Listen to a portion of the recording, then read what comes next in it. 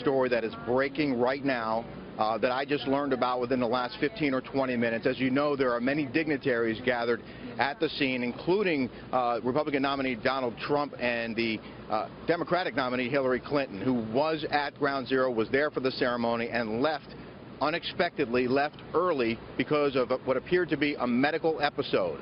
I have a law enforcement source who was there, who was 15 feet away from Hillary Clinton. He says she was standing on a curb with her protective detail waiting for her motorcade. They were surprised to see her because she wasn't supposed to be leaving yet, so they had to wait for the motorcade 2 or 3 minutes. When it finally rolled up, my source says she stumbled off the curb, appeared to faint, lost one of her shoes that wound up underneath the van. Her protective detail, I'm told, helped her into that van, and then the van took off, presumably in the direction of a hospital. They grabbed her shoe and flagged down the rest of her detail.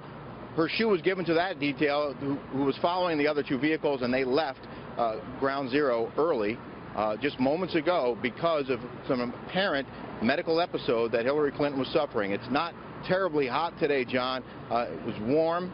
Certainly warm at the scene, but again, Hillary Clinton, my source, was 15 feet away, says she appeared to be having some sort of medical episode, had to be helped into her van, and left Ground Zero early before this ceremony ended, apparently because of a medical problem.